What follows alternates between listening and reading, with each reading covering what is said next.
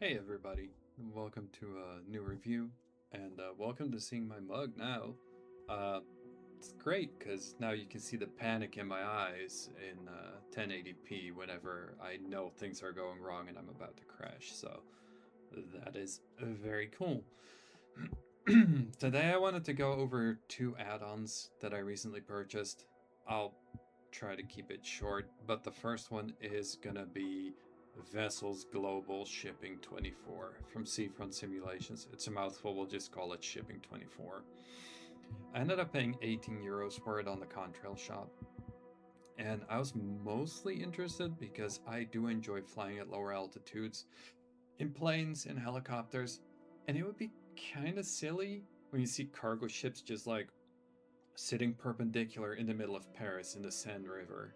It just didn't make sense. And honestly, it's been broken for so long um, that I'm like, you know, it still bothers me.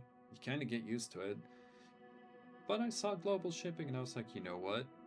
Might as well give it a try. Um, because it's nice if ships are where they're supposed to be. It does seem to work. I did a short flight just to check it out, but it seems to work.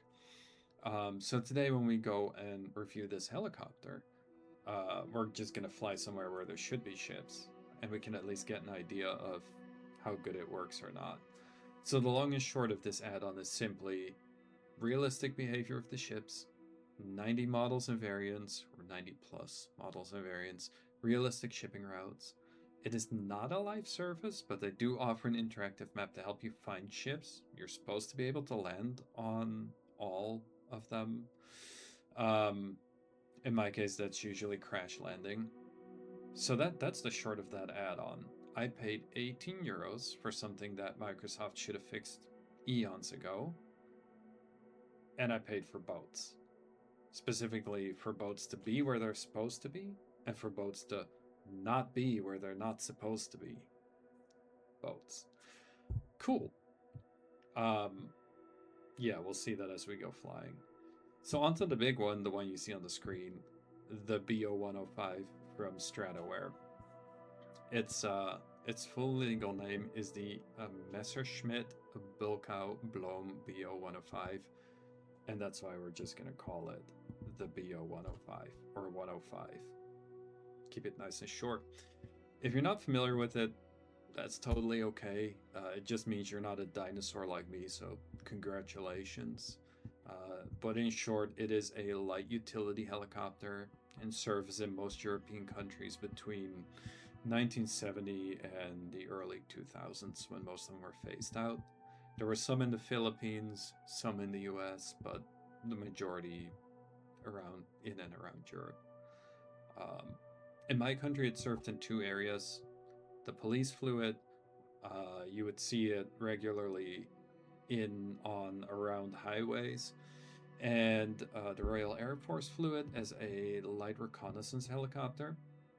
Now the police ones, they were retired and replaced by the EC-135, which is also in Flight Sim 24, um, so that you can fly. The Air Force, they phased them out entirely. They did not replace it with any other light reconnaissance helicopter. Instead, they invested more in the Cougar, the Chinook, and the Apache, all very different roles. But this was around 2003, and global politics being what they were, you can kind of guess why that direction was picked. So, onto the helicopter itself. There are 13 variants that you can see down here, but some of them are double. Like you're looking at the medical one right now, but there's also a medical with tall skids. There's a civilian one, there's a civilian with tall skids. Um, so realistically, there are 11 variants. Just going over them real quick, the medical and tall skids, anti-tank guided missiles, aerobatics, broadcast, military, cargo version with a sling, civilian version, civilian with tall skids, police, mountain rescue, um, one with floaties, and one with snowshoes. And each of them will have different paint jobs depending on what version you pick. It'll have different equipment as well.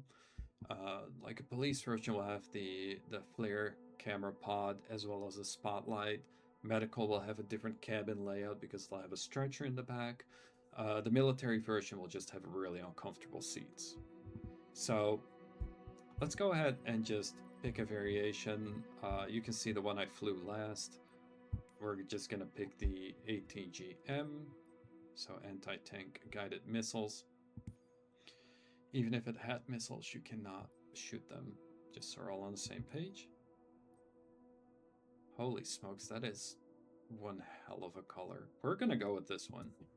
We're doing it.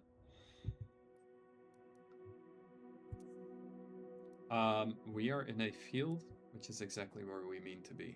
Let's go ahead and get started. So while we get started, I do want to remind everyone I am recording at 30% volume. Otherwise, I really have to scream over the sound of the engines and everything. So keep that in mind. But up front, I will tell you the sound design of this helicopter is really good. I've taken it out for a very minor spin. So when you're parked, you have a few items here. You have your little socky socks, and you have your static board cover. You have your engine cover, which is a little hard to reach from there. And then you have these funny little things here on the wheels, the taxi wheels. There's one on each side. You can just click either and remove them. Technically fly with them if you really wanted to. I've not flown this version before, so I'm just clicking things. But it appears that you can... Well, it cycled up to this one, and then it didn't cycle anymore. So we're stuck with this. The model itself does look really good. The paint job, I think I made a mistake there. But at least we stand out right now. Let's go ahead and open the door. Door test is important. Do doors open? Each version will have kind of a different layout, but the military and police ones are pretty close together as far as the interior goes. Let's cycle through these. Yeah, it really looks...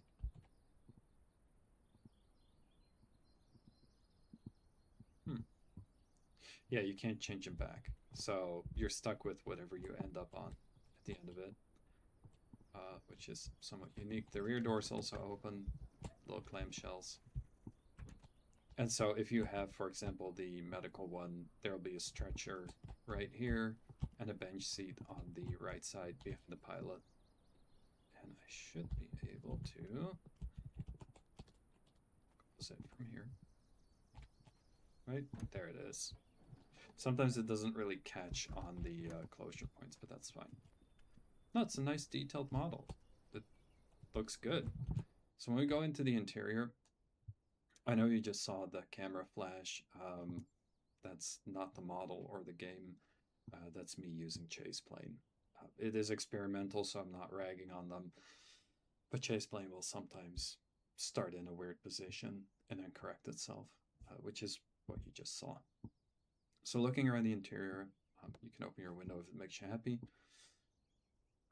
It's nice, it's detailed, it looks good. One comment before I start the engine, you can see this giant GPS unit behind the EFB. It has the GTN 750 support built in, but you do need to have the add-on for the GTN 750 to work. So keep that in mind. If you see that, if you don't have the 750 add-on, you will not have that in your version.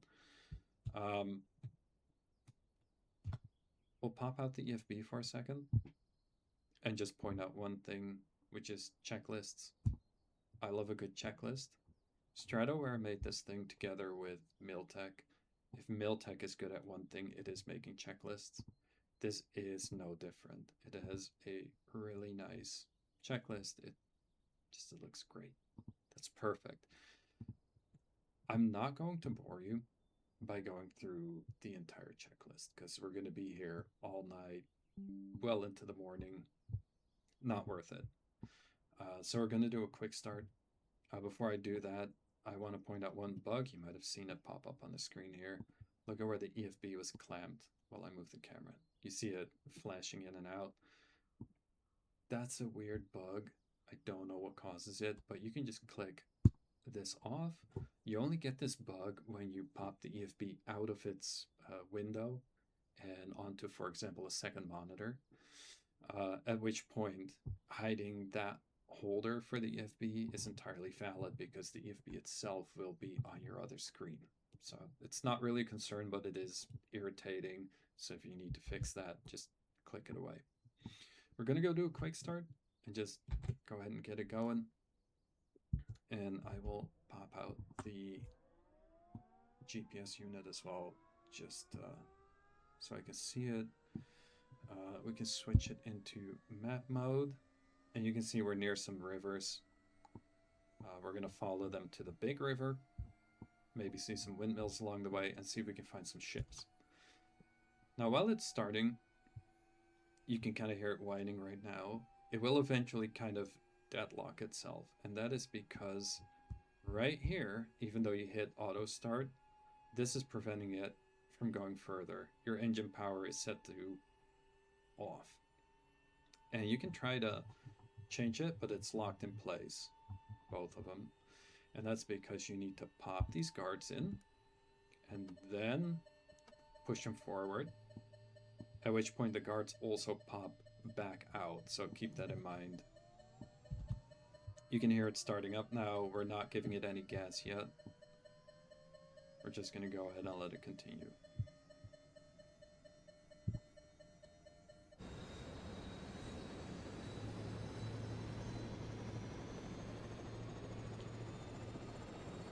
It is a good looking helicopter.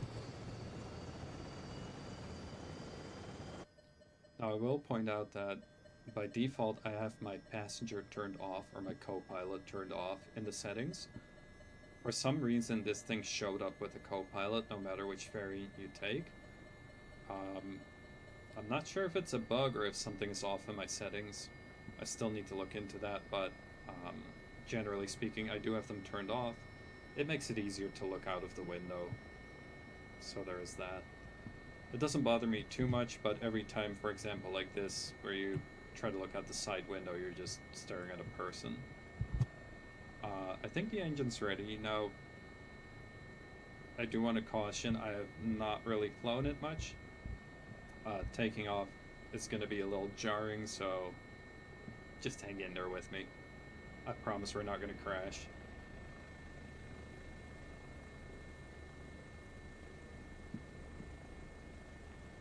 We go, and we are going to go west-northwest from here, which I'm trying to gently point our nose in the right direction. And we're going to follow the small river over there to a bigger river, to the biggest river. Let's try to get some speed going. This thing is supposed to top out at 140. You go over speed in this thing really, really easily, really quickly. So keep that in mind, especially if you intend to fly it in career mode, because you will get hit for that every time. In the distance you can already kind of see them. There's the windmills of Kinderdijk.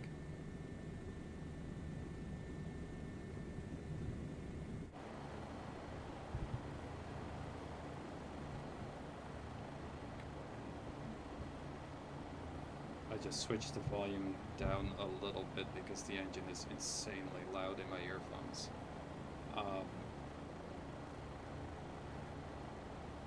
Once you get going, I'm trying to be very gentle on the stick right now. I let it center itself just now, and it's tracking, so that's good. Micro corrections, very much so. It's very hard to fly this thing because it's a light utility. It's very aggressive in its controls. But look, windmills. That's fun. If you got anything out of this, well, hell, you at least got to see a whole bunch of windmills, so that's cool. Up here, we're going to point ourselves north. and we're going to merge into the larger river, and we're going to follow it west. And in a very short amount of time, we will be in the city of Rotterdam. So it is a very short flight. You can in fact see it over there in the distance already. So one thing I will say, so if you want to make use of the global shipping add-on, you're going to want to turn off the AI traffic, right? Because if you let it inject AI vessels, you'll still get the same issues that I described before. Ships in places where they don't belong, sitting perpendicular across rivers, just doing weird stuff. So I turned them off, so areas where you won't find as many ships, like here on the east side of Rotterdam, where right now there's not a lot of ship traffic, well, you won't run into a lot of ship traffic, basically.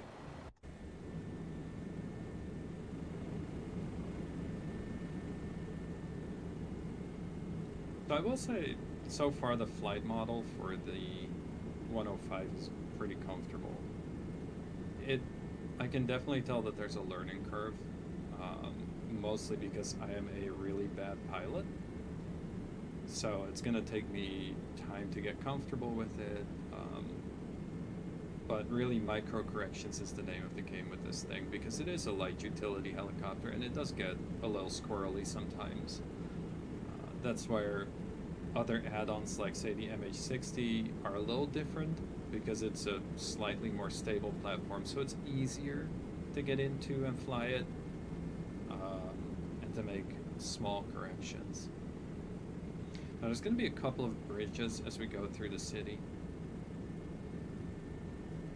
and you shouldn't really start seeing shipping traffic until we pass a little bit past the Erasmus Bridge, which is a little bit further up. We could cut across town here, but to feel a little more comfortable with the helicopter itself, I'm just going to follow the river. And I will point out, I will say this because this is a criticism I've often had. The city itself, the landscape, I mean, it looks really good. For once, like, congratulations Microsoft, the models actually look really, really good. Like, it looks like an actual city. Especially if you keep in mind that I'm flying on what is essentially a garbage computer, and then the recording software also bites into the performance. So overall, like, kudos, it actually looks good for the first time in a while. I feel like I should go on hiatus more often, because it seems that that's when Microsoft fixes things. So that's the Erasmus Bridge. I don't know if I can fly through it. We're gonna try it. If I crash, that's my fault. We're not gonna make that. There we go. Okay. It does respond insanely aggressively to throttle input like that. And then it becomes hard to control, but overall, not bad. And besides, that was my own fault. So while we're out here, at least we're starting to see our first shipping traffic, which is a boat that is in a place where it appropriately should be. Yay! And I see more ships on the horizon, so it looks like they're spawning in where they're supposed to be spawning in. Because as you enter the harbor, and the waterways out to sea, you should see a lot more. But that's just one piece. You know, after this, we'll turn around and go towards these smaller waterways. You can't see them because my radars, or my GPS is on my other screen. But there's a couple smaller ones that we can follow where I guarantee you there would have been ships in the past, and there shouldn't be at this time. And again, these ships are actually in the correct spot, tracking correctly. They're doing what they're supposed to be doing. And that's a major sticking point for me, was previously the ships would not do what they were supposed to be doing, and they would just be all over the place. Having that corrected, I know that $18 is a lot of money for that. but if you like to fly at lower altitudes, I feel like it adds a lot. You can kind of compare it to FSLTL traffic injection, where you turn off the AI traffic that Microsoft generates and you just use an injector to generate more realistic traffic. And it works. The ships are where they're supposed to be. They're not crashing into each other or into everything around them. The docked ones look good, like they're docked where they're supposed to be. Everything about this is the way it's supposed to be. That's really, really nice. Very happy to see that, actually. There's a small waterway going north right there.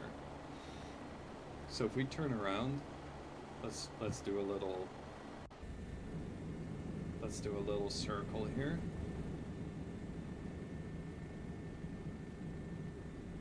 There we go. I will say this helicopter is really responsive. Like I said before, micro corrections is really where it's at, but it flies really well. It's gonna take me time to get used to, so don't be surprised if I still end up crashing, but this is very nice. Now these small waterways that you see in front of us going north, you used to see cargo ships and other giant ships that don't belong sitting in them. And I'm not going to comment on the way the river looks, because you know what, I just gave Microsoft a compliment that their city looked good, so I'm not going to say anything. I'm just looking to see if there are any giant cargo ships in these waterways, because if there's not, then yeah, it's doing what it's supposed to do, which is great. That's what I like to see. But it looks all clear, which is, honestly, it's really nice to see something working properly for once. You combine this with proper traffic injection for air traffic, and your experience will change. Like, genuinely, it will be better. Not even necessarily that it has to be more realistic, but just more enjoyable than seeing all this hot AI-generated garbage floating around and flying around. That's just the way it is. But onto the 105. I really like this thing. This is genuinely a good helicopter. I'm gonna see if I can get it down somewhere. I'm trying to gently go off the gas here. Just like with anything, taking off is one thing, putting it down safely is another. And admittedly, that's an area where I struggle. I also picked like the nicest time of day to do this. Beautiful sunset. We're also going at about 100 knots, 90 now. Just trying to gently lose some speed here. 80. This thing, like I said before, it tops out at 140, which you get there very quickly.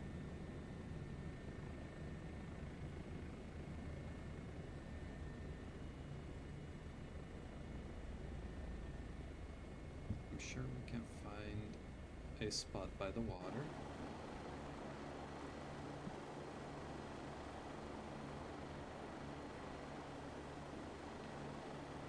Now that we're losing speed, it's also starting to kind of fight me a little bit more, which is expected. And you can see that in kind of the tilting where you have to make quite a lot of corrections to keep yourself in a normal space.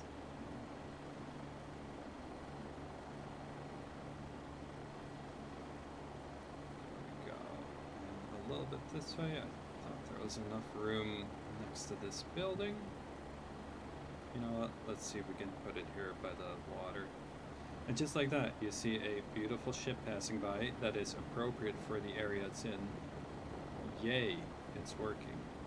Oh my goodness, this thing gets real squirrely when you try to put it down. Let me just, oh, that was too hard on the ground. We can just go ahead and put it down here for a second.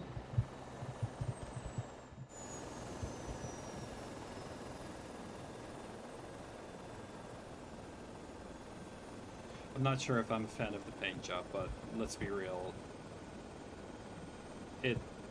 I picked this myself. I did this to myself by picking that. Let's see if I can shut down the engine. And you see that? It gets kind of stuck behind the guard. Actually, let me see if I switch through the views. If I get to the top panel, that might be easier. Ta-da! There we go. I got the guards up. Leave those in. I'm not sure what these preset views are sometimes, but that's chase plane for you. But it's slowly winding down there. You have 13 different variations to pick from, and you do have 4 to 5 paint jobs for each variation, so there's a lot that you can pick from, whatever suits your playstyle. Like I said, it is career mode compatible. It does state the caveat saying it's only career mode compatible if you buy directly from Marketplace, which I found strange because the C160 Transall is career mode compatible, and I'm 99% sure I had bought that on the Contrail shop as well. So take that for what you will, but if you intend to buy this to use it in career mode, keep in mind that it officially says that. So then make sure that you get it from the store directly, just to be on the safe side. Honestly, it flies pretty easy. It's a nice and complete cockpit. It has a nice and complete checklist. I think the only thing kind of is where to place it. And that's really, really hard. Because I think it's a fantastic helicopter. I love it. I'm going to spend a lot of time in it. It's going to be really challenging because, as you see, I'll definitely crash a few times, and that's okay. That's normal. But it did cost 29 euros, or let's just call it 30 bucks. The MH60 right now from Miltech is 35 bucks, so that's 5 more. The Dauphin, though, that I just reviewed in the previous video, is 45 bucks. So giving it a ranking just based on price, yes, this is the cheapest one, but the MH60 is only 5 bucks more. Meaning if you don't have any of these three and you're going to buy one of them, buy the MH60. Because, you know, the nice thing is you can expand with the Miltech as the mission hub.